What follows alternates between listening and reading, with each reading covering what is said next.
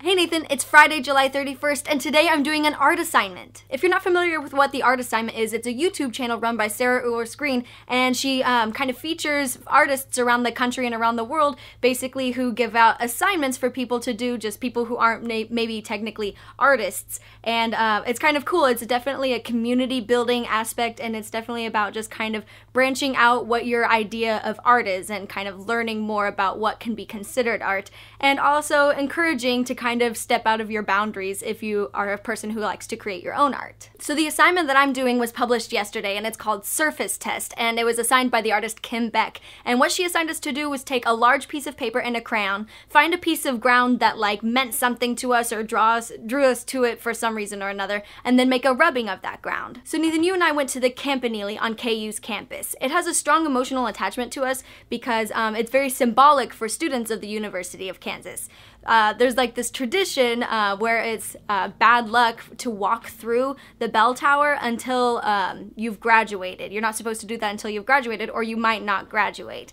And so it's kind of cool because when you actually go to the graduation ceremony, all the students walk through the bell tower on the way down the hill to go like have the whole ceremony and everything. I think it's a very cool transitional symbol for graduates. It's a gateway from like one very important section of your life to one very other important section of your life. And I tried to exemplify that in the rubbings that I made. So the first rubbing that I made was on the kind of rock cement ground right outside the Campanile. I thought it was cool because it reminded me of this that you made, Nathan, and it was that was kind of an art assignment video too, but you made this with your watercolors. But anyway, this was a really fun one to make. You know, it doesn't have too much meaning to it, at least not for me, but I thought it looked cool, so that was fun. The second rubbing that I did was supposed to be way more symbolic and have a lot more meaning to it. So it's on the transitional part in between where the inside of the Campanile ends and the beginning of the pathway down the hill to where the graduation ceremony takes place.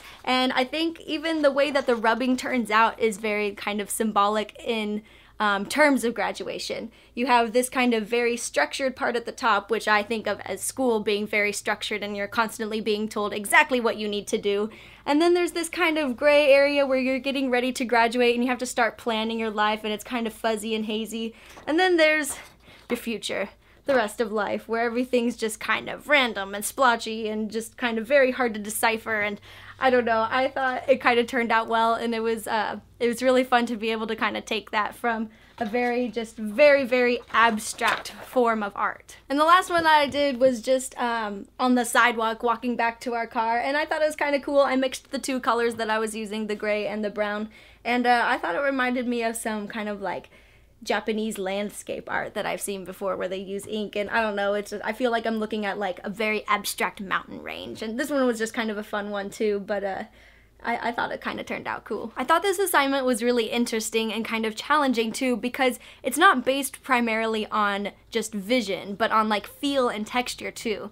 When you're doing the rubbings, you can't just like push down really hard or like, you know, you're gonna fill in all the gaps, but at the same time you can't go too lightly or you're not really gonna get an image showing up. And so you really have to focus on like the pressure that you're giving as opposed to just like this little specific details that you're doing, which is kind of more what I'm used to when I'm doing art because I just like to draw. And this kind of focus on feel and texture is kind of representative of like a different way of experiencing the world. It takes something that seems two-dimensional and accentuates its three-dimensionality. Peaks and valleys, its highs and lows, its lights and darks, or its, you know, existence and non-existence, even what you could call good and bad. And this is one of the reasons why I'm wearing my Paper Towns Margot Roth Spiegelman cosplay in this video. Check it out. It's because at the beginning of the book, she is portrayed as a miracle. She's portrayed as a very two-dimensional being, something that is just solely there to be an existence for the character Q. But by the end of the book, Q realizes that she's not just this two-dimensional being that has like no complexities, but that she's just a human. She's not a miracle. She's not there for one person. She's just there. And I think it's kind of cool because you're looking at something that's considered two-dimensional, which is the ground, and you're actually realizing its three-dimensionality through this project, through like rubbing it and seeing that there are dips and rivets and gaps and peaks. I don't know. It was a very interesting assignment, and it really made me think a lot, which I wasn't expecting to do. I was expecting this to be just kind of a fun, just kind of interesting texture looking project, but it really did make me think about kind of how, you know, how people can be sometimes seem totally flat and uninteresting, like, say, the ground, but then can actually, if you look at them a different way, that they can actually have a lot of complexities about them. The other reason why I wore my Margot Roth Spiegelman cosplay in this video was because I wore it to VidCon and no one noticed. I think everybody thought that I was this weird girl wearing a hot pink t-shirt with a green dragon blowing orange sparkly flames on it. Even like super huge Nerdfighter fans and people who are fans of the book didn't realize it until I told them, oh yeah, I'm Margot Roth Spiegelman, about to find a dead body. So I guess I just kind of wanted to show it off, and also I am super proud of it because I made this dragon myself. Like, you know, it wasn't easy, but it was really fun. I really like it. And so one other reason why I was doing this art assignment video was because it is Friday, and we are doing our Fave Tuber Fridays, and my Fave Tuber this week is the art assignment. I love that it is an educational show that can teach you about the history of art and specific artists. Like, I love, love, love The Case for Andy Warhol. If you haven't seen that video, go watch it. It's amazing.